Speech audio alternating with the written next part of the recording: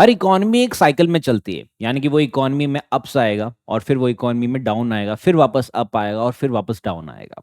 तो जब भी अप आता है दैट मीन्स कि पैसा आए हैं, तो वहां पे वो इकोनॉमी एज अ कंट्री सीखती है कि हमें ये पैसा को एफिशिएंटली यूज कैसे करना है। और जब वहां पे डाउन आएगा तो वहां पे वो कंट्री सीखती है कि जब हमारे पास पैसा कम है, यानी कि हमारे पास लिमिटेड रिसोर्सेज है, तो उनको हमें एफिशिएंट वे में यूज कैसे करना है और ऐसी क्या पॉलिसी अडॉप्ट करनी है कि वापस इस तरीके का डाउन ना आए। राइट। तो उस समय इंडिया की इकोनॉमी में भी सबसे बड़ा डाउन आया था इन 1990, जहां पे इंडिया ने इकोनॉमिक रिफॉर्म्स को अडॉप्ट किया था। अब इकोनॉमिक रिफॉर्म से कई सारे चेंजेस हुए थे, जैसे बेसिक चेंज हमें पता है कि लिबरलाइजेशन हुआ, प्राइवेटाइजेशन हुआ एंड इनफैक्ट ग्लोबलाइजेशन हुआ। राइट, उस पर भी हम थोड़ा समझेंगे। बट मेजर चीज क्या होती है कि जब भी इकोनॉमिक रिफॉर्म्स होते हैं, यानी कि गवर्नमेंट की, सरकार की कोई भी पॉलिसी में चेंज आता है, तो उसके चलते वो इकोनॉमी के सभी सेक्टर्स पे इक्वल चेंजेस आता है। राइट। तो उसमें से एक सेक्टर है that is the banking sector. ना बैंकिंग सेक्टर एक बहुत ही इंपॉर्टेंट सेक्टर है। क्यों? क्योंकि हमने हमारी पहली वाली वीडियोस में ये चीज समझा था कि जो इकोनॉमी में पैसा घूमना स्टार्ट होगा वो बैंक से ही होगा। दैट मीन्स कि बैंक में अगर पैसा है तो पूरी इकोनॉमी में पैसा है, बैंक में नहीं है तो पूरी इकोनॉमी में पैसा नहीं है। राइट। तो आज की इस वीडियो में हम यही चीज पे ज्यादा फोकस करेंगे कि किस तरीके से इकोनॉमिक रिफॉर्म्स ने हमारे बैंकिंग सेक्टर को इम्पैक्ट किया है, पॉजिटिव वे में या नेगेटिव वे में, और उसमें से हमें क्या टाइप की लर्निंग्स आई है। राइट। तो यहां पे हमारा कीवर्ड्स क्या है? दो मेजर कीवर्ड है, पहला है इकोनॉमिक रिफॉर्म्स और दूसरा है बैंकिंग सेक्टर। तो ये दोनों को हम साथ में लेके चलेंगे। Right. So let's start with our video by first understanding the introduction की एक्चुअल में क्या हुआ था। जैसे हमें पता है कि 1991 से पहले हमारा गवर्नमेंट कंट्रोल काफी ज्यादा था, क्योंकि 1991 में हमने लिबरलाइजेशन किया ना। लिबरलाइजेशन का मतलब क्या है कि गवर्नमेंट ने चीजों को डीरेगुलेट कर दिया। तो अगर जब डीरेगुलेट नहीं था तो एक्सट्रीम फॉर्म ऑफ रेगुलेशन था, यानी कि गवर्नमेंट के कंट्रोल में थी हर चीज including the banking sector. But जब रिफॉर्म्स आ गए तो रिफॉर्म्स ने कई सारे चेंजेस किए। फॉर एग्जांपल डीरेगुलेशन किया, प्राइवेटाइजेशन किया, इनफैक्ट फॉरेन इन्वेस्टमेंट भी किया, और उसके चलते हमारे में एफिशिएंसी बढ़ी। क्यों? क्योंकि कंपटीशन बढ़ गया। तो वंस इकोनॉमी में कंपटीशन बढ़ता है बिटवीन टू प्लेयर्स, तो वहां पे एफिशिएंसी और भी ज्यादा इंक्रीज होती है। एंड उसके चलते अगर इंडियन बैंकिंग सेक्टर की बात करें तो उसके अंदर काफी ज्यादा ग्रोथ हुआ है, इनोवेशन हुआ है, और कस्टमर सर्विस पे काफी ज्यादा एम्फोसाइज हुआ है। Right. So this is what the introduction. अब हम वन बाय वन चीजें समझते हैं कि सबसे इंपॉर्टेंट चीज जो यहाँ पे हमारे समझने की जरूरत है दैट कि इकोनॉमिक रिफॉर्म्स के रीजन क्या थे। राइट। अब यहां पे हम कई सारी चीजें समझ सकते हैं। जैसे हमें पता है कि कई सारी थियरीज थी इसके अंदर, जिसमें कई सारे इकोनॉमिस्ट और स्कॉलर्स ने बोला कि ये एक रीजन था, कि हमारी इकोनॉमी फेल हो गई थी या हमारे पास पैसे बचे नहीं थे, एक्सेट्रा। बट कहने का मतलब ये है कि कोई भी इकोनॉमी जब इवॉल्व होती है, जैसे आप एक एग्जांपल समझिए कि आज के टाइम पे अगर हमारे प्रधानमंत्री बुलेट ट्रेन बनवा रहे हैं, राइट, या फिर कोई वंदे भारत टाइप की ट्रेन बनाए, तो इसका इम्पैक्ट अभी नहीं होगा। इसका इम्पैक्ट कब होगा? आने वाले 10 या 15 साल में इसका इम्पैक्ट होगा। जैसे कई सारे लोगों ने ये बोला है ना कि भाई प्रधानमंत्री गुजरात को ज्यादा इंपॉर्टेंस दे रहे हैं, राइट, क्योंकि वो वहां से ही बिलोंग करते हैं, वहां पे उनका बहुत ज्यादा वोटिंग पावर और एक्सेट्रा एक्सेट्रा। तो कहने का मतलब क्या है कि अगर आप अभी गुजरात को ज्यादा इंपॉर्टेंस दोगे तो हम कह सकते हैं कि जो बाकी के स्टेट है वो इतना ज्यादा डेवलप नहीं करेंगे आने वाले सालों में। ओके। तो इस तरीके से हम समझते हैं। तो इसको एक बेटर वे में से समझते हैं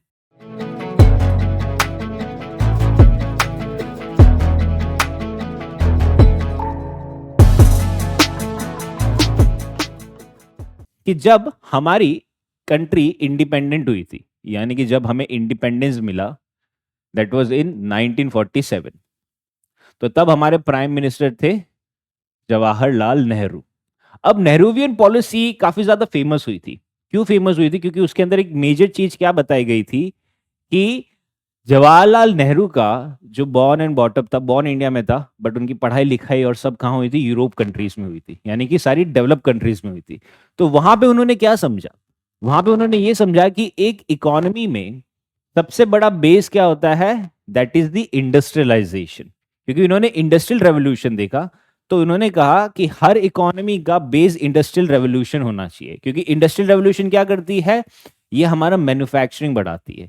मैन्युफैक्चरिंग यानी कि ये हमारे बेसिक गुड्स बढ़ाएगी। जैसे बोला है ना, आत्मनिर्भर होना है, तो आत्मनिर्भर, हमें बेसिक गुड्स में आत्मनिर्भर होना है, तब फिर हम एडवांस गुड्स में अपने आप आत्मनिर्भर होते जाएंगे। तो यही आइडियोलॉजी थी नेहरूवियन पॉलिसीज की, और उसी के बेस पे उन्होंने इंडस्ट्रियल रेवोल्यूशन को ध्यान में रख के चलते हुए बोला कि हमारे इकोनॉमी का जो प्राइम मूविंग फोर्स होगा, that is prime moving force, वो बोला कि इंडस्ट्रीज होगी। कि हमारे इकोनॉमी में अगर 100 रुपए हमारा बजट है, तो उसमें से हम 50 से 60 रुपए कहां देंगे? इंडस्ट्रीज के डेवलपमेंट में देंगे। लेकिन यहां पे एक इशू ये हो रहा था कि ये इंडस्ट्रीज में डेवलप करने के लिए आपको कोर इंडस्ट्रीज चाहिए होती है। कोर इंडस्ट्रीज का मतलब क्या हो जाता है कि वो टाइप की इंडस्ट्रीज जो आपको इलेक्ट्रिसिटी देती है, जो आपको इंफ्रास्ट्रक्चर देती है, right. So these are the core industry. यानी कि एक इंडस्ट्री को डेवलप करने के लिए आपको एक बेसिक चीजों की सप्लाई चाहिए होती है। जैसे मान लीजिए कि मेरे को एक फैक्ट्री लगानी है, अब फैक्ट्री लगाने के लिए मेरे को क्या चाहिए होगा? चलो पैसा तो चलो वो है ही, प्राइमरी नीड है, बट वो पैसा का मैं यूज क्या करूंगा? जब मेरे को एक जगह से मशीनरीज खरीदनी है, राइट। तो वो मशीनरीज के लिए रहेगा। मेरे को इलेक्ट्रिसिटी खरीदनी है तो इलेक्ट्रिकल इंडस्ट्री होनी चाहिए, मेरे को कोल खरीदना है तो वो कोल इंडस्ट्री होनी चाहिए। So these are what, these are the basic industries. तो ये बेसिक इंडस्ट्री इंडिया में थी नहीं। This was the one reason कि हम इस पे ज्यादा अच्छे से काम नहीं कर पाए। और दूसरा रीजन क्या था कि जो इंडिया की पॉपुलेशन थी, वो पॉपुलेशन सबसे ज्यादा कहां रह रही थी? वो रह रही थी रूरल एरिया में। कि हम सबसे ज्यादा रूरल एरियाज में रह रहे थे। अब जब हम इतने ज्यादा रूरल एरिया में रह रही थी इंडिया की पॉपुलेशन, हालांकि अभी भी 60% पॉपुलेशन रूरल एरिया में, बट तब 85% से 90% पॉपुलेशन रूरल एरिया में थी। अब जब रूरल एरिया में मैंने पढ़ाई लिखाई नहीं करी है, तो मैं इंडस्ट्री में जॉब नहीं कर पाऊंगा। तो मेरे लिए क्या रहेगा नेक्स्ट ऑल्टरनेटिव? दैट इज कि मैं एग्रीकल्चर करूंगा। तो जब मैं एग्रीकल्चर पे ज्यादा फोकस कर रहा हूं एज एन इंडिविजुअल, तो सरकार मेरे लिए कितनी भी इंडस्ट्री बढ़ा दे, मैं उसमें काम नहीं कर पाऊंगा, क्योंकि मैंने पढ़ाई लिखाई करी नहीं है कि मैं इंडस्ट्रीज में काम कर सकूं, right. So these are the major reason. तो ये सबसे क्या हुआ कि ये 1947 से हमने ये स्टार्ट किया। फर्स्ट 5 ईयर प्लान आया, सेकंड आया, थर्ड आया, बट तब तक हमारी इकोनॉमी में कुछ खास ग्रोथ हो नहीं रहा था। एंड स्लोली एंड ग्रेजुअली जब हमारे प्राइम मिनिस्टर चेंज हुए, तब हमारा जो प्राइम मूविंग फोर्स, जो पहले इंडस्ट्री हुआ करता था, वहां से हमने शिफ्ट करके एग्रीकल्चर पे किया, राइट। दैट मीन्स कि ये कब हो गया? 1960s and 1970s। Now this explains कि हमने ये समय पे ग्रीन रेवोल्यूशन भी अडॉप्ट कर लिया था, राइट। क्योंकि यहां पे हम समझ गए थे कि हमें इनकी जरूरत है, हमें एग्रीकल्चर सेक्टर को प्राइम मूविंग फोर्स बनाने की जरूरत है। अब जब एग्रीकल्चर सेक्टर ग्रो हुआ, तो जो रूरल एरिया है, जो किसान है, उनके पास क्या हुआ? उनके पास पैसा आया, उनके हाथ में पैसा आने लग गया, राइट। क्योंकि एग्रीकल्चर सेक्टर ग्रो हो गया, किसान ग्रो हो गए, तो उनके हाथ में जब पैसा आया तो उनकी परचेजिंग पावर बढ़ी। अब परचेजिंग पावर बढ़ी तो वो डिमांड करेंगे। अब वो कौन से टाइप की डिमांड करेंगे? वो बेसिक गुड्स की डिमांड करेंगे। ओके, वो बेसिक गुड्स की डिमांड करेंगे। लेकिन हमारे पास बेसिक गुड्स की जो इंडस्ट्रीज बनानी थी, उसका बेस नहीं था हमारे पास, राइट। तो उस समय क्या हुआ कि हमारे पास पैसा तो बढ़ा, हमारे पास डिमांड भी बढ़ी, बट सप्लाई करने के लिए हमारे पास चीजें नहीं थी। तो हमने क्या किया? ये गुड्स को इंपोर्ट किया। अब हमारा इंपोर्ट बढ़ गया, राइट, लेकिन हमारा एक्सपोर्ट इतना नहीं बढ़ा। हम एक्सपोर्ट में क्या कर रहे हैं? सिर्फ एग्रीकल्चर का जो गुड्स बच रहा है, वो ही हम एक्सपोर्ट कर रहे हैं। हम कोई भी मैन्युफैक्चर गुड को एक्सपोर्ट नहीं कर पा रहे हैं। तो इससे क्या हुआ? इससे मिसमैच हो गया कि मेरा इंपोर्ट बढ़ता गया और मेरा एक्सपोर्ट उतना ही रहा। क्यों? क्योंकि एग्रीकल्चर सेक्टर में ग्रोथ बढ़ती गई हमारी, राइट। लोगों के हाथ में पैसा बढ़ता गया, तो वो डिमांड करते गए, डिमांड करते गए, तो हमारे पास खुद के पास इतना मैन्युफैक्चरिंग था नहीं कि हम खुद से लोगों की डिमांड कर पाए, तो हम इंपोर्ट करने लग गए। तो मेरा इंपोर्ट बढ़ता गया और एक्सपोर्ट मेरा उतना रहा। तो स्लोली एंड ग्रेजुअली मेरे क्या हो गए? बैलेंस ऑफ पेमेंट क्राइसिस हो गया, right. So these are the major reason, this is one of the reason हम कह सकते हैं, जो एक बहुत बड़ा फैक्टर रहा है इंडिया में। That is the reason for the economic reforms in 1991। तो मैंने जैसे पहले कहा था कि आज के टाइम में कोई भी सरकार अगर पॉलिसी लाती है, तो उसका इम्पैक्ट अभी के अभी नहीं आएगा, उसका इम्पैक्ट आएगा आने वाले 5-10 साल में। जैसे सरकार ने नेशनल एजुकेशन पॉलिसी लाई है। अब नेशनल एजुकेशन पॉलिसी अभी के बच्चों के लिए लाया है, राइट, यानी कि जो अब फर्स्ट सेकंड से 6-7 स्टैंडर्ड में है। और ये कब हमारा यूथ बनेंगे? ये यूथ बनेंगे आने वाले 10-15 साल बाद, जब ये एक्चुअली इकोनॉमी में आएंगे पैसा कमाने। तो आज के टाइम में जैसा उनको एजुकेशन मिला जाएगा, वो बेस बनाएंगे आने वाले टाइम में, जो हमें इकोनॉमी का ग्रोथ में वो अपना कंट्रीब्यूशन लाएंगे, राइट। तो कहने का मतलब क्या है कि अगर हम रीजंस को और बेटर वे में फोकस करते हैं, राइट, तो दो टाइप के रीजन होते हैं, पहला है डोमेस्टिक रीजन और दूसरा है इंटरनेशनल रीजन। एक रीजन तो चलो हम देख ही चुके कि जो सरकार की पॉलिसी है that was the prime moving force, उसके अंदर थोड़ा ब्लंडर हुआ कि अगर हम स्टार्टिंग से ही अगर एग्रीकल्चर रखते, क्योंकि जैसे ही हमारा भारत आजाद हुआ था तो ऑब्वियसली हम रूरल एरिया में ज्यादा रहते थे, तो स्टार्टिंग से ही अगर वो एग्रीकल्चर को हम प्राइम मूविंग फोर्स रखते तो हमारा एग्रीकल्चर में एक बहुत ही स्ट्रॉन्ग बेस बन जाता, जस्ट लाइक चाइना। कि चाइना ने क्या किया था, जैसे ही वो इंडिपेंडेंट हुआ उसने एग्रीकल्चर को ही अपना प्राइम मूविंग फोर्स रखा, और अब उसने एग्रीकल्चर में बेस बनाया, फिर इंडस्ट्री में बेस बनाया, और फिर सर्विस सेक्टर में बेस बनाया। इंडिया का इसीलिए एग्रीकल्चर स्ट्रांग है, इंडस्ट्री वीक है और सर्विस सेक्टर स्ट्रांग है। तो जो इंडस्ट्री है, जो बीच का सेक्शन है, वो वीक है, हमारा मैन्युफैक्चरिंग बहुत ज्यादा वीक है, और इसलिए आज के टाइम में हमारे पास अनएम्प्लॉयमेंट इतनी ज्यादा आ रही है, और भी आने वाली है, और भी आने वाली है। इसलिए लोग सरकार इंटरप्रेन्योरशिप स्टार्टअप्स को ज्यादा प्रमोट कर रहे हैं, एंड ये सारी चीजें हो रही है। ओके, सो डोमेस्टिक रीजन को अगर समझते हैं तो डोमेस्टिक रीजन में जो मेजर रीजन ये रहा है कि जो इंडिया का जो ग्रोथ रेट था वो खाली 3 to 4% हो रहा था, राइट, यानी कि एक स्टेगनेंट हो गया था, इससे ज्यादा बढ़ ही नहीं रहा था। बट पॉइंट क्या था कि जो लिविंग स्टैंडर्ड है वो भी ग्रो नहीं हो रहा था इसके साथ, तो ये एक मेजर रीजन था। अब ये लिविंग स्टैंडर्ड को बढ़ाने के लिए सरकार ने क्या किया, चीजें इंपोर्ट करी। अब जब इंपोर्ट करी तो सरकार को फिस्कल डेफिसिट हो गया। यानी कि यहां पे दो चीजें समझो, कि पहली चीज क्या है कि मेरे पास डिमांड है, कि मैं चीजों की डिमांड कर रहा हूं, ओके। अब वो डिमांड करने के लिए या तो मैं खुद का डोमेस्टिकली यूज करूंगा, या फिर मैं क्या करूंगा, मैं उसको इंपोर्ट करूंगा। अब सरकार ने सोचा कि हम इंपोर्ट कम करने के लिए हम डोमेस्टिक को ज्यादा प्रमोट करेंगे। अब डोमेस्टिक को प्रमोट करने के लिए क्या लगता है, गवर्नमेंट का एक्सपेंडिचर लगता है। क्यों? क्योंकि उस समय इकोनॉमिक रिफॉर्म्स नहीं थे, यानी कि प्राइवेटाइजेशन और लिबरलाइजेशन इतना था ही नहीं, और ग्लोबलाइजेशन तो बिल्कुल भी नहीं था, ओके। तो सरकार ने जब ज्यादा एक्सपेंडिचर करते गए और उतनी इनकम नहीं हुई, तो उससे क्या हो गया, उससे फिस्कल डेफिसिट हो गया, राइट। अब जब ये फिस्कल डेफिसिट भी ज्यादा बढ़ने लग गया तो सरकार ने बोला कि अच्छा ठीक है, हम इस पे इतना डिपेंडेंट नहीं रह सकते, हमें इंपोर्ट को थोड़ा सा इंक्रीज करना पड़ेगा। और जब इंपोर्ट इंक्रीज किया लेकिन हमारा जो एक्सपोर्ट है वो नहीं बढ़ा, तो इससे क्या हो गया कि import is more than export, तो that lead to balance of payment crisis, कि हमारे पास बैलेंस ऑफ पेमेंट के क्राइसिस हो गए। एंड अल्टीमेटली उस समय जो मेजर इंडस्ट्रीज हुआ करती थी वो सारी सरकारी थी, दैट मींस कि these were the public sector enterprise. अब यहां पे एक चीज है कि इसका नाम क्या है, पब्लिक। पब्लिक यानी क्या है, ये लोगों की है।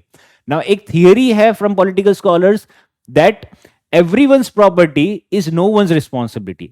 इसका मतलब ये है कि अगर आप कोई भी अपने घर के आसपास कोई भी गार्डन एरिया में जाते हो, कोई पार्क में जाते हो, तो आप देखते हो कि कोई पार्क में कोई कूड़ा डस्टबिन में डाल रहा है तो कोई नहीं डाल रहा, कोई गंदा कर रहा है तो कोई नहीं कर रहा। ऐसा क्यों? क्योंकि वो पब्लिक प्रॉपर्टी है। वो सबकी प्रॉपर्टी अगर होगी तो किसी की भी रिस्पॉन्सिबिलिटी नहीं होगी। तो सेम चीज होती है इंडस्ट्रीज में भी, कि अगर कोई सरकारी कंपनी है या कोई सरकारी इंडस्ट्री है तो वो पब्लिक सेक्टर एंटरप्राइज है, यानी कि वो किसी की रिस्पॉन्सिबिलिटी नहीं है, किसी एक इंडिविजुअल की रिस्पॉन्सिबिलिटी नहीं है। ऑन पेपर अगर देखा जाए तो, ऑफ पेपर तो चलो सभी की रिस्पॉन्सिबिलिटी, बट ऑन पेपर वो किसी की रिस्पॉन्सिबिलिटी नहीं है, तो कोई भी लोग उसको एफिशिएंट वे में यूज नहीं करते। तो वहां पे क्या करते हैं, वो बहुत ज्यादा करप्शन करते हैं। अब जब बहुत ज्यादा करप्शन होगा तो वो पर्टिकुलर एंटरप्राइज क्या हो जाएगी, लॉस मेकिंग हो जाएगी। अब ये चीज मैं क्यों बता रहा हूं, क्योंकि 1991 से पहले जो भी हमारे पास इंडस्ट्रीज थी वो मेजरली पब्लिक सेक्टर एंटरप्राइज थी, जो भी बड़ी बड़ी इंडस्ट्रीज थी, राइट। हालांकि टाटा टाइप की भी इंडस्ट्रीज थी, रिलायंस टाइप की भी इंडस्ट्रीज थी, लेकिन इसके अलावा जो मेजर सेक्टर में था वो सरकारी ही था। अब सरकारी है तो किसी की रिस्पॉन्सिबिलिटी नहीं ऑन पेपर, तो वहां पे करप्शन होने लगा, अल्टीमेटली लॉस मेकिंग हो गई, तो लॉस में वो इंडस्ट्रीज चल रही है, right. So these are the domestic reason. अगर हम इंटरनेशनल रीजन पे बात करते हैं तो वहां पे क्या हो रहा था कि गल्फ वॉर स्टार्ट हो गया था। अब गल्फ वॉर से क्या आता है, हमारे पास ऑयल आता है। अब जब वॉर स्टार्ट हो गया तो ऑयल का प्राइसेस अल्टीमेटली इंपैक्ट होगा। जैसे हमने पहले भी ये चीज डिस्कस करी कि अगर जब भी जियोपॉलिटिकल क्राइसिस होगा तो सबसे पहला इंपैक्ट वो किस पे करेगा? Supply chain mechanism. अब सप्लाई चेन मैकेनिज्म पे जितना ज्यादा इंपैक्ट होगा उतना ज्यादा जो प्राइसेस है वो नेगेटिवली इंपैक्टेड रहते रहेंगे, राइट। तो ये चीज इंडिया की हुई थी क्योंकि इंडिया इस पे पूरा इंपोर्ट था, इंडिया के पास खुद का कोई ऑयल रिजर्व नहीं था, तो उससे और भी ज्यादा फाइनेंशियल क्राइसिस बढ़ते गए, यानी कि जो बैलेंस ऑफ पेमेंट क्राइसिस है वो और भी ज्यादा इंक्रीज होता रहा, राइट। फिर क्या हो रहा था कि एग्जाम्पल आया था चाइना का, कि चाइना ने हमसे 10 साल पहले इकोनॉमिक रिफॉर्म्स कर लिया था, तो इसलिए कहा जाता है कि चाइना हमसे 10 साल आगे। तो जब उसने 10 साल पहले इकोनॉमिक रिफॉर्म्स कर लिया था तो वहां पे उसको सबसे ज्यादा फायदा किसका हो रहा था? लिबरलाइजेशन का हो रहा था, एंड प्लस ग्लोबलाइजेशन का हो रहा था, कि उसने ग्लोबलाइज कर लिया था खुद का इकोनॉमी, तो उसको काफी ज्यादा फायदा हो रहा था, तो उसका एग्जाम्पल लिया गया था। एंड जब हमारे पास बैलेंस ऑफ पेमेंट क्राइसिस हो गया था तो हम आईएमएफ के पास गए थे पैसा लेने, तो आईएमएफ ने हमें फाइनेंशियल असिस्टेंस दिया और बोला कि आपको आपकी इकोनॉमी में लिबरलाइजेशन, प्राइवेटाइजेशन और फिस्कल डिसिप्लिन लाने की जरूरत है, राइट। अब ये तीनों चारों का मतलब समझ लेते हैं। जैसे सबसे पहले क्या है? लिबरलाइजेशन। लिबरलाइजेशन का मतलब ये होता है कि यहां पे जब आपको कोई भी, अब जैसे मेरे को कोई बिजनेस करना है, तो मेरे को बिजनेस करने के लिए मेरे को मेजर टेंशन क्या होता है मेरा बिजनेस का? कि मैं पैसा कहां से लाऊं मेरे बिजनेस के लिए, ठीक है। अब पैसा लगा दिया, अब मैं पैसा निकालूं कैसे, ये मेजर टेंशन होता है। बट इकोनॉमिक रिफॉर्म से पहले क्या टेंशन होता था? कि मेरे को सरकार से पहले लाइसेंस लेना पड़ेगा, ठीक है। अगर मैं लाइसेंस लेना पड़ेगा तो उसके लिए मेरे को क्या करना पड़ेगा? मेरे को जो भी सरकारी ऑफिसर्स है उनको ब्राइब करना पड़ेगा, यानी कि ओपन करप्शन हुआ करता था at the lower level till the higher level तक, राइट। तो ये ओपन करप्शन हुआ करता था। तो ये ओपन करप्शन की वजह से क्या हुआ था कि लोग इतना आते नहीं थे कोई भी कंपनी सेटअप करने के लिए या अपना बिजनेस सेटअप करने के लिए।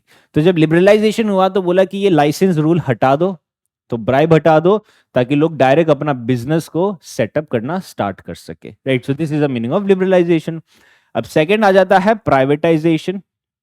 अब प्राइवेटाइजेशन का मतलब कि ये है कि जैसे हमने क्या देखा कि यहाँ डोमेस्टिक में क्या देखा कि जो भी पब्लिक सेक्टर एंटरप्राइज है वहां पे करप्शन हो रहा है, वो वाइड स्प्रेड लॉस हो रहा है। अब ऐसा क्यों हो रहा है? Because it is no one's property, ये किसी एक की प्रॉपर्टी नहीं है या किसी एक की रिस्पॉन्सिबिलिटी नहीं है ऑन पेपर, तो वहां पे कोई किसी की पड़ी नहीं है, सब करप्शन पे करप्शन किए जा रहे हैं। तो सरकार ने क्या सोचा कि ये सारी क्या लॉसेस में चल रही है, तो अगर हम इसको प्राइवेटाइज दे कर दे, यानी कि ये अगर हम प्राइवेट पार्टीज को दे दे, तो वो क्या करेगी? उसका पैसा लगा है, किसी एक की ये प्रॉपर्टी है, किसी एक की रिस्पॉन्सिबिलिटी है, तो वो उस पर काम करना स्टार्ट करेंगे। तो डेट मीन्स कि वहां से करप्शन कम हो जाएगा और वो लॉस नहीं रहेगी, वो प्रॉफिट मेकिंग होना स्टार्ट हो जाएगी। So these were the meaning of privatisation. Now third is the globalisation. अब ग्लोबलाइजेशन का मतलब ये है कि आप अलाउ कर रहे हो फॉरेन मार्केट्स को, ठीक है। यानी कि आप अपनी जो इंडिया की कंपनी है लाइक टाटा है या ये सारी कंपनीज है, आप उनको अलाउ कर रहे हो कि आप फॉरेन मार्केट में जा सकते हो, और जो फॉरेन कंपनीज है लाइक वॉक्स वैगन है उसको अलाउ करें कि आप इंडियन मार्केट में आ सकते हो without much of the hesitation. मतलब यहाँ पे आपका इतना ज्यादा इश्यू क्रिएट नहीं होगा, एक स्मूथ प्रोसेसिंग हो जाएगी। So this is the meaning of globalisation. और जो फोर्थ चीज आईएमएफ ने बोली है that is the fiscal discipline. अब फिस्कल डिसिप्लिन का मतलब क्या होता है कि यहाँ पे उन्होंने गवर्नमेंट को बोला कि आप एक टारगेट बनाओ ऑफ फिस्कल डेफिसिट, कि अगर आप डेफिसिट करते हो, फिस्कल डेफिसिट करते हो, तो उसका एक टारगेट बनाओ। जैसे हमने इन्फ्लेशन टारगेटिंग का कॉन्सेप्ट समझा था ना, वैसे ही टारगेट का कॉन्सेप्ट है फिस्कल डिसिप्लिन का कॉन्सेप्ट है, that is the fiscal deficit का टारगेट है। अब एट प्रेजेंट हमारे बजट में फिस्कल डेफिसिट कितना अनाउंस किया गया है ये आप लोग मुझे बताइए कमेंट सेक्शन में, ओके। तो यहां से हमने क्या समझ लिया? इंटरनेशनल रीजन समझ लिए, हमने डोमेस्टिक रीजन समझ लिए। दैट मीन्स कि we are aware about the reasons of the economic reforms, कि इकोनॉमिक रिफॉर्म्स हमने क्यों किए गए। अगर रिवाइज करते हैं तो हम कह सकते हैं कि इंडिपेंडेंस से जो हमारी पॉलिसीज थी as a prime moving force, हमने इंडस्ट्रीज को रखा था बट उसमें हम लैग कर रहे थे। बट धीरे धीरे हमने एग्रीकल्चर पे किया तो हमारे पास पैसा तो आया लेकिन हमारे पास बेसिक गुड्स की सप्लाई नहीं थी, तो हमने वहां पे इंपोर्ट बढ़ा दिया जिसके चलते हमारे पास बैलेंस ऑफ पेमेंट क्राइसिस हो गया। So these are the major reason. इसके अलावा और भी रीजन है, जैसे डोमेस्टिक रीजन हो गया एंड देन इंटरनेशनल रीजन हो गया, ओके। नाउ हमने रीजन तो समझ लिए कि इकोनॉमिक रिफॉर्म्स के ये रीजन है। अब दूसरी चीज जो हमें समझनी है कि इकोनॉमिक रिफॉर्म से पहले हमारा बैंकिंग सेक्टर किस तरीके से परफॉर्म कर रहा था। अब यहां पे हमें एक चीज रखनी है कि इस समय ना ही हमने हमारी इकोनॉमी को लिबरलाइज किया था, ना ही प्राइवेटाइज किया था, और ना ही हमने उसको ग्लोबलाइज किया था, राइट। तो दैट मीन्स कि यहाँ पे हर चीज किसके कंट्रोल में थी? In the control, under the control of government and the government officers जो लाइसेंस और ये सारी चीज की क्वेरी को पास करते हैं। ओके, तो ये देख लेते हैं कि इंडियन बैंकिंग सेक्टर बिफोर 1991 किस तरीके से इवॉल्व हो रहा था। तो हमने ये चीज पहले समझी है कि एक बैंक एक बहुत ही इंपॉर्टेंट इंस्टीट्यूशन है कोई भी इकोनॉमी के लिए, क्योंकि पैसा घूमना यहीं से स्टार्ट होता है। तो ये इकोनॉमिक रिफॉर्म से पहले भी इंपॉर्टेंट थी एंड इकोनॉमिक रिफॉर्म के बाद भी ये और ज्यादा इंपॉर्टेंट हो गई, क्योंकि प्राइवेटाइजेशन और लिबरलाइजेशन कर दिया है। ओके, तो 1969 में सरकार ने 14 प्राइवेट बैंक को नेशनलाइज कर लिया था, nationalise 14 major private sector banks, and then उन पे और भी ज्यादा कंट्रोल इस्टेब्लिश कर लिया था, राइट। एंड गवर्नमेंट उस समय लो इंटरेस्ट रेट देता था डिपॉजिट्स पे। जैसे मैंने फिक्स डिपॉजिट किया है, मैंने सेविंग्स डिपॉजिट किया, तो उस पर इंटरेस्ट रेट इतना ज्यादा मिलता नहीं था। अब जैसे मेरे को इंटरेस्ट रेट ही नहीं मिल रहा है तो मैं उस पर डिपॉजिट ही नहीं करूंगा, राइट। तो वो चीज है, तो उससे सेविंग्स नहीं हुई और ना ही इन्वेस्टमेंट हुआ। इसके अलावा बैंक्स को रिस्ट्रिक्ट किया जा रहा था कि आप कोई भी नई ब्रांच खोलोगे तो उसमें रिस्ट्रिक्शन रहेगी, पर्टिकुलरली कहाँ पे? रूरल एरिया में। तो रूरल एरिया में अगर बैंक ब्रांचेस नहीं खुलेगी तो वहां पे एक्सेसिबिलिटी और भी ज्यादा कम हो जाएगी। देन है, जैसे मैंने कहा कि लिबरलाइजेशन में क्या होता था कि आपको लाइसेंस लेना पड़ता था फ्रॉम द गवर्नमेंट ऑफिसर, और एक गवर्नमेंट ऑफिसर क्या करते थे? काफी ज्यादा करप्शन करते थे, तो जो ब्यूरोक्रेटिक इन्वॉल्वमेंट था वो काफी ज्यादा था। अब सिर्फ यहाँ पे करप्शन की बात नहीं होती कि जो भी आपका फाइल आप रखते हो ना, जैसे आप एट प्रेजेंट क्या होता है कि हम कोई भी सरकारी ऑफिस में जाते हैं, जैसे सबसे एक कंबरसम प्रोसेस जो मुझे पर्सनली फील होता है वो है आधार कार्ड के लेके कोई भी काम। अब जैसे आधार कार्ड में मेरे को मेरा एड्रेस चेंज करवाना है, ठीक है, मैं अभी की बात कर रहा हूँ, 2024 की बात कर रहा हूँ कि मैंने अभी घर शिफ्ट किया। अब मेरे को मेरे उसमें एड्रेस चेंज करवाना है, तो मेरे को किसी ने बोला कि आप ऑनलाइन देख लीजिए। जब मैंने ऑनलाइन देखा, आधार का पोर्टल खोला, उसके अंदर एड्रेस का चेंज का वो सारा देख रहा हूं, तो मेरे को सब कुछ दिख गया, बट ये नहीं दिखा कि मैं कहां पे क्लिक करूं जहां से मेरा एड्रेस चेंज हो जाएगा, राइट, कि मैं एक एप्लीकेशन फाइल कर पाऊं। तो ये एक मेरे को इश्यू लगा। अब मेरे को किसी और ने क्या, तो मैंने किसी को बोला कि यार ये एक इश्यू हो रहा है, तो वो बोल रहे कि आप काम करो, वो ऑफिस में जाओ। अब जब मैं ऑफिस में गया तो एक तो उनका लंच टाइम का इश्यू होता है कुछ ना कुछ, फिर सेकंड होता है कि आज ये नहीं है, आज वो नहीं है, आज यहां मत आओ, आज वहां मत आओ। तो कहने का मतलब क्या है कि this is still a problem. तो आप समझिए कि अगर आपको ये चीज लाइसेंस लेने के लिए करनी है, कि आपको एक बिजनेस खोलना है, बिजनेस के लिए आपको एक लाइसेंस लेना पड़ेगा, तो आपको एक सरकारी दफ्तर में जाना पड़ेगा, वहां पे अपनी फाइल रखनी पड़ेगी। अब वो फाइल के लिए आपको फाइल के ऊपर पैसे रखने पड़ेंगे, तब जाके वो फाइल खुलेगी। अब जब वो खुल जाएगी तो उस पर काम करने के लिए आपको वापस पैसे रखने पड़ेंगे, और फिर उसको फाइनल में वो पास होगा। So this takes time. इसको काफी टाइम लग रहा था। तो कहने का मतलब है कि करप्शन के साथ ये प्रोसेस भी काफी ज्यादा स्लो थी। एंड अपार्ट फ्रॉम दिस, जो बैंक्स थी वहां पे टेक्नोलॉजीज इतना अच्छे से अडॉप्ट नहीं कर पाई थी, जो अभी भी नहीं है, right. At least in public sector banks काफी ज्यादा इशू है। I mean no one likes in going public sector bank. I still recall जब मैं स्कूल टाइम में था, एंड मैं फिक्स डिपॉजिट कराया करता था, मतलब मेरे मदर मेरे को भेजा करते थे। तो हमारा अकाउंट हुआ करता था स्टेट बैंक ऑफ इंडिया में, जो कि सरकारी बैंक है। तो वहाँ पे मेरे को बैंक जाना अच्छा नहीं लगता था, क्योंकि एक तो वो स्टाफ बहुत रूड बात करता था, ठीक है, सरकारी बैंक वाले स्टाफ बहुत रूड बात करते हैं। और लाइन होता था, उनका लंच टाइम हो गया, कुछ ना कुछ इश्यू हो गया, वो बोलते हैं ये यहाँ कराया, अब वो वहाँ वो काउंटर पे जाओ, वो काउंटर पे वो कराया, तो अब ये काउंटर पे आओ। तो वो ऐसे ऐसे भेजते रहते, तो मेरे को अच्छा नहीं लगता था। तो इनफैक्ट मेरी मॉम मेरे को ये चीज़ समझाते थे कि पैसे वाले लोग होते वो बैंक जाते, तो मेरे को ये मोटिवेशन दे के वो बैंक भेजा करते थे। हालांकि वो मेरे को तभी भी पसंद नहीं आता था, बट मैं खुद को ऐसे माइंड में बताता था कि अच्छा ठीक है, हम पैसे वाले हैं इसलिए हम बैंक जा रहे हैं, और एक्सेट्रा ये सारी चीज हुआ करती थी। एनीवेज, फिर दूसरा है कि जो कस्टमर को लेके सर्विसेज थी बिफोर 1991 वो काफी ज्यादा लो थी, राइट। काफी ज्यादा वेटिंग लाइन हुआ करता था, एंड लिमिटेड ऑप्शंस थे कस्टमर्स के पास। ये अभी भी है ये चीज पब्लिक सेक्टर बैंक्स में, इस पे और ज्यादा वर्क करने की जरूरत है। देन जो गवर्नमेंट की पॉलिसीज थी उसके फाइनेंशियल रिप्रेशन होते थे, that means that lead to low interest rates on deposit, discouraging savings and investment. Apart from this अगर कोई भी कैपिटल फ्लो लाना है तो उस पर काफी ज्यादा रिस्ट्रिक्शन हुआ करता था। Okay, so these are the जो सिनेरियो था इंडियन बैंकिंग सेक्टर का बिफोर 1991। अब जो दूसरी चीज हमें समझनी है, जो मेन चीज है, दैट इज कि इकोनॉमिक रिफॉर्म्स ले लिए और उसने बैंकिंग सेक्टर को किस तरीके से इंपैक्ट किया। अब इकोनॉमिक रिफॉर्म्स हमने क्या क्या लिया था? 3 चीजें ली थी, लिबरलाइजेशन, प्राइवेटाइजेशन और ग्लोबलाइजेशन, और चौथी जो एडिशनल थी that was the fiscal discipline, यानी कि हमने फिस्कल डेफिसिट का एक टारगेट बनाना स्टार्ट किया और उस पर गवर्नमेंट वर्क करने लग गई थी। ओके, तो इसके बेस पे अगर हम समझते हैं, अब समझते हैं कि इकोनॉमिक रिफॉर्म्स ने बैंकिंग सेक्टर को इंपैक्ट किया कैसे एट द एंड। तो यहां पे सबसे पहली चीज क्या करी थी? मैंने कहा कि प्राइवेटाइजेशन कर दिया और लिबरलाइजेशन कर दिया और ग्लोबलाइजेशन कर दिया, तो उसके चलते कंपटीशन बढ़ गया।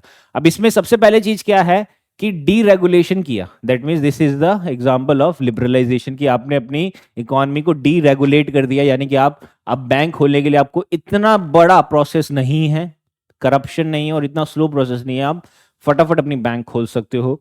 फिर सेकंड क्या है कि आपने प्राइवेट बैंक्स को एंट्री देना स्टार्ट कर दिया, यानी कि प्राइवेट बैंक को रेगुलेशन से हटा दिया, एंड अपार्ट फ्रॉम दिस जो भी पब्लिक सेक्टर एंटरप्राइजेस थे उसको प्राइवेटाइज करना स्टार्ट कर दिया।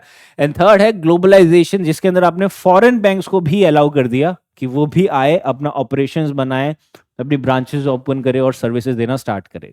तो इससे क्या हो गया? इससे इनके बीच में कंपटीशन हो गया। अब 3 लोगों के बीच में कंपटीशन हो गया। पहला, एक पब्लिक सेक्टर बैंक में हो गया, फिर एक प्राइवेट सेक्टर बैंक में हो गया, और एक फॉरेन बैंक के बीच में कंपटीशन हो गया। जो सबसे अच्छी और जो सबसे चीप सर्विस देंगे कस्टमर, उसी के पास जाएंगे, राइट। तो इसके चलते ये तीनों के बीच में कंपटीशन हुआ, जिससे ये तीनों की एफिशिएंसी इंक्रीज हुई, फर्स्ट थिंग। और सेकंड थिंग है कि एक कस्टमर का एक्सपीरियंस भी बेटर होने लगा, यानी कि अब तो ऐसा हो गया है कि आप घर बैठे बैठे अपना बैंक अकाउंट खुलवा सकते हो, एंड घर बैठे बैठे कई सारी चीज़ें कर सकते हो, राइट। पहले तो हर चीज़ के लिए बैंक में वो ब्रांच में जाना पड़ता था, वहाँ पे लाइन लगाना पड़ता था, बैंक मैनेजर से पहचान बनानी पड़ती थी, वो कैशियर से पहचान बनानी पड़ती थी, उनको दिवाली पे गिफ्ट देने पड़ते थे और एक्सेट्रा, ये सारी चीज़ें काफ़ी ज़्यादा हुआ करती थी, राइट। अपार्ट फ्रॉम दिस हम माइक्रो फाइनेंस पे भी ज़्यादा फोकस कर रहे हैं। माइक्रो फाइनेंस यानी कि जो लो इनकम इंडिविजुअल्स है, जैसे मेरी अगर इनकम कम है तो मेरे को लोन चाहिए तो मैं छोटा मोटा लोन लूंगा। सो this is what micro finance, यानी कि 1 लाख से 5 लाख तक का जो लोन होगा that is micro finance type का जो लोन है वो रहेगा। देन हम इंडस्ट्रियल रेवोल्यूशन 3.0 हो चुका था, तो उसके चलते क्या हो गया? आईटी सेक्टर बढ़ गया, डिजिटल सर्विस बढ़ गई, और उसके चलते डिजिटल बैंक टेक्नोलॉजीज और भी ज़्यादा इंक्रीज हो गई, दैट इज मोबाइल बैंकिंग बढ़ गया, एटीएम बढ़ गया, और ये सारे रोल काफ़ी क्रूशियल प्ले करने लग गए थे। फिर है टेक्नोलॉजिकल एडवांसमेंट बढ़ा है हमारा, जिसके अंदर हमने एटीएम्स हमारे इंक्रीज हो गए, ऑनलाइन बैंकिंग पे हमने काफ़ी ज़्यादा फोकस कर लिया, हम स्मार्टफोन्स पे आ गए, हमने खुद के पेमेंट सिस्टम को भी मॉडर्नाइज करना स्टार्ट कर दिया, दैट मीन्स आरटीजीएस हो गया, एनईएफटी हो गया, एक्सेट्रा। तो कहने का मतलब क्या है कि एवरीथिंग इज रिलेटेड, कि आपने यहाँ पे क्या किया कि ग्लोबलाइजेशन से आपने डिजिटलाइजेशन को इंक्रीज कर दिया। अब डिजिटलाइजेशन इंक्रीज हो गया तो everything is connected to the digitalisation. आपने बैंक को कनेक्ट कर लिया है आपके स्मार्टफोन से वाया इंटरनेट, ठीक है। तो डिजिटलाइजेशन में आपने सबसे पहले अगर इंटरनेट ग्रो कर लिया तो अपनी बैंक को स्मार्टफोन से इजीली कनेक्ट कर सकते हो, राइट। तो ये एक सिनेरियो है। देन अब जैसे मैंने कहा कि जब कंपटीशन बढ़ गया तो कंपटीशन से क्या हो गया कि हर एक बैंक को अपनी एफिशिएंसी इंक्रीज करनी है, उसको अपना प्रॉफिट इंक्रीज करना है और कस्टमर का एक्सपीरियंस बढ़ाना है, तो उससे क्या करेंगे? वो अपना कॉस्ट को कम करेंगे एंड अल्टीमेटली वो अपनी एफिशिएंसी को और भी ज्यादा इंक्रीज कर लेंगे, and this will increase the risk management, की जो भी रिस्क लेते हैं वो उसको इंक्रीज करेंगे। एंड अपार्ट फ्रॉम दिस जो भी नए टाइप के प्रोडक्ट होंगे जो कंपटीशन में अगर उनको सस्टेन करना है तो एक इनोवेटिव प्रोडक्ट का बेस डेवलप करना स्टार्ट कर देंगे। ओके, तो ये तो एक मेजर इंपैक्ट हो गए, बट स्टिल जो इंडियन बैंकिंग सेक्टर है उसके अंदर अभी भी कई सारे चैलेंजेस है एंड हमें उसमें से अपॉर्चुनिटीज ढूंढनी है। तो चैलेंजेस क्या है? पहला है कि नॉन परफॉर्मिंग एसेट, हालांकि वो अभी तो डिक्रीज हुआ है, लेकिन जो एमएसएमई सेक्टर्स है उसमें ये अभी भी बढ़ रहा है, राइट। तो एमएसएमई सेक्टर्स एक बहुत बड़ा चैलेंज है हमारे लिए कि वो नॉन परफॉर्मिंग एसेट हो रहे हैं। एनपीए हम पहले से डिस्कस कर चुके हैं, राइट, हमारी बैंकिंग अवेयरनेस की वीडियो में। तो इसकी डेफिनेशन प्लीज आप कमेंट सेक्शन में बता दीजिए। सेकंड है कि हम डिजिटाइजेशन की तरफ बढ़ तो रहे हैं, बट हम खुद को एक्सपोज भी कर रहे हैं toward this cyber security risk. ये एक बहुत बड़ा इशू है कि हम साइबर सिक्योरिटी की तरफ इशू क्रिएट हो रहा है। एंड स्टिल इंडिया में गैप है towards the financial inclusion. Financial inclusion का मतलब क्या बोला था हमने कि हर लोगों के पास एक एक्सेसिबिलिटी होनी चाहिए, वो अपना बैंक अकाउंट खुलवाए, राइट। ये भी हम पहले की वीडियो में डिस्कस कर चुके हैं कि अगर मेरे पास एक्सेसिबिलिटी होगी बैंक अकाउंट खुलाने की, तो मैं वहां पे मेरे कमाए हुए पैसे डिपॉजिट करूंगा, डिपॉजिट करके मैं उसको कुछ पैसे सेव करूंगा, कुछ पैसे इन्वेस्ट करूंगा। अब मुझे कितने पैसे सेव और कितने पैसे इन्वेस्ट और कितने पैसे खर्च करने चाहिए, ये मुझे कौन बताएगा? ये वो बैंक बताएगा या वो एक इन्वेस्टमेंट ब्रोकर बताएगा। सो this is the concept of financial literacy. ये फाइनेंशियल लिटरेसी सबके पास नहीं होती। ये कब आएगी? जब आपको फाइनेंशियल टेक्नोलॉजी से आपको मिलवाया जाएगा, राइट। This is account. तो यहाँ पे जो फिनटेक स्टार्टअप्स है वो भी काफी ज्यादा आ गए, तो उससे उन्होंने कंपटीशन और भी ज्यादा इंक्रीज कर दिया। तो जो ट्रेडिशनल बैंकिंग सेक्टर्स है वो एक लॉस मेकिंग हो रही है इसके चलते, राइट। एंड थर्ड है कि banking sector is subject to complex regulatory environment. यानी कि हमने हमारी इकोनॉमी को लिबरलाइजेशन तो कर दिया है, बट आज के टाइम में एक बैंक के फंक्शंस को ऑपरेट करना it's a very complex process. तो इस पे भी हमें वर्क करने की जरूरत है। हालांकि अगर हम अपॉर्चुनिटी की डिस्कस करें, तो जैसे मैंने कहा कि कंपटीशन इंक्रीज हो रहा है, तो उससे कस्टमर एक्सपीरियंस बढ़ेगा। कस्टमर एक्सपीरियंस बढ़ेगा तो उससे कॉस्ट रिड्यूस होगा and it will expand the access to financial services. Apart from this, यहाँ पे एक still we have a huge potential to expand financial inclusion in the rural area. कि rural area में अभी भी हमें ग्रो करने की जरूरत है एंड उसके लिए हमें एमएसएमईज को ग्रो करने की जरूरत है। कि अगर आप बैंकिंग सर्विसेज एमएसएमई की तरफ भेजोगे तो वो एमएसएमई और ज्यादा ग्रो होगी। अब एमएसएमई पे क्यों फोकस करना है हमें? Because these are labour intensive, यानी कि ये लेबर हायर करते हैं। तो जितने ज्यादा लेबर हायर करेंगे यानी कि उतना ज्यादा एम्प्लॉयमेंट बढ़ेगा इंडिया में। जितना ज्यादा एम्प्लॉयमेंट बढ़ेगा उतना ज्यादा लोगों के हाथ में पैसा बढ़ेगा, डिमांड बढ़ेगी, सप्लाई बढ़ेगा, एक्सेट्रा, ये सारी चीजें बढ़ती जाएगी। अगर हम टेक्नोलॉजिकल एडवांसमेंट पे देखते हैं तो एआई बढ़ गया है एंड जो ब्लॉकचेन टेक्नोलॉजी है ये सब हमारे बैंकिंग सेक्टर में आ चुकी है। हालांकि ये अभी तक कॉमन पब्लिक के इतना ज्यादा एक्सेसिबिलिटी नहीं हो पा रही। तो बस ये एक अपॉर्चुनिटी है कि एआई और ब्लॉकचेन को अगर हम बैंक से मिला दे और वो कॉमन पब्लिक अपना वो सर्विसेज यूज कर सके इससे, that will be a huge potential, right. इसके अलावा इंडियन बैंक्स ने अपना पोटेंशियल एक्सपांड कर दिया कि वो अपने ऑपरेशंस इंटरनेशनली एक्सपांड कर सके और भी ज्यादा। Okay, so these were the content. अब अगर हम थोड़ा सा वो देख लेते हैं, एमसीक्यू सेशन देख लेते हैं इसके बेस पे। तो पहला क्या है?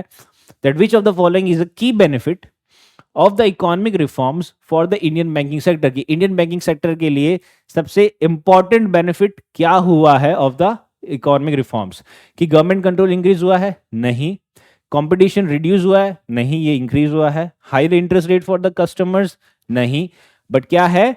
Improve efficiency and customer experience. This is right कि आपने एफिशिएंसी इंक्रीज करी है, कस्टमर एक्सपीरियंस भी, सर्विस भी इंक्रीज किया है। Then which of the following statements accurately describes the impact of economic reforms on the Indian banking sector? की Indian banking sector का इंपैक्ट ऑन इकोनॉमिक रिफॉर्म्स क्या हुआ है? तो फर्स्ट कह सकते हैं that reforms lead to increase competition among banks. Yes, कि कंपटीशन अमंग बैंक इंक्रीज हुआ है। Second, the reforms promoted financial inclusion by expanding access to the banking services. Yes. The reforms resulted in decline in NPAs. कैसा हुआ है कि NPAs वगैरह decline हुए हैं हमारे? Yes. Then fourth, the reforms did not have a significant impact on the use of technology in the banking sector. क्या technology पे significant impact नहीं हुआ है? That is wrong. कि ये हुआ है। तो इसका करेक्ट आंसर क्या आ जाएगा? 1, 2 and 3. That is option C. Next, which of the following is a major challenge faced by the Indian banking sector today? कि आज के टाइम में इंडियन बैंकिंग सेक्टर के लिए सबसे बड़ा चैलेंज क्या है इसमें से? Cyber security threat? Yes, this is a challenge. Rising interest rate? It is not a challenge. Decrease demand for loans? Wait, cyber security threat? Yes. Decrease demand for loans? नहीं। Government regulation? भी नहीं। Yes, तो इसका आ जाएगा yes 1 and 2, right, कि rising interest rate, क्योंकि इसके ऑप्शन में ओनली वन है नहीं, तो इसके अकॉर्डिंगली हम 1 एंड 2 पे ज्यादा फोकस कर सकते हैं। और next is the match the following question, कि यहाँ पे दो है, एक है टर्म्स और ये उनका मीनिंग है, तो इनमें से कौन सा करेक्टली मैच है। तो पहला है डीरेगुलेशन। डीरेगुलेशन का मतलब क्या था कि गवर्नमेंट का जो कंट्रोल है वो धीरे धीरे कम हो गया है। तो उसके बेस पे अगर हम देखते हैं, the transfer of ownership of government own asset to private sector, ये डीरेगुलेशन है या ये प्राइवेटाइजेशन है, सो दैट इज प्राइवेटाइजेशन। तो 2 का आ जाएगा A. Then the process of reducing government control over industry sector, so that is deregulation, तो 1 का आ जाएगा बी। थर्ड का है financial inclusion, ensure that all individual and businesses have access to financial services, this is right, 3 का आ जाएगा C. Fourth है NPA, loans that are unlikely to be repaid, fourth का आ जाएगा डी। एंड फिफ्थ का आ जाएगा ई, फिनटेक, यानी कि technology driven innovation in financial services industries. The next is the question of the day, that is the economic reforms in India lead to increase dash in the banking sector, resulting in better product services and lower interest rate for customer। यानी कि इसमें से क्या हुआ है banking sector में, बढ़ा है, यानी कि इकोनॉमिक रिफॉर्म से ये चारों चीजों में से क्या बढ़ी है जिससे बेटर प्रोडक्ट्स आए, सर्विसेज हुए और लोअर इंटरेस्ट रेट रही है। क्या रेगुलेशन बढ़ने से हुआ है, कंपटीशन बढ़ने से हुआ है, गवर्नमेंट कंट्रोल बढ़ने से हुआ है, या फिर ये इनएफिशिएंसी से हुआ है। तो इसका आंसर प्लीज बताइए, right. So this is it from today's video. In the coming video we'll be covering more such kind of topics. Till then, stay safe and study well. Thank you.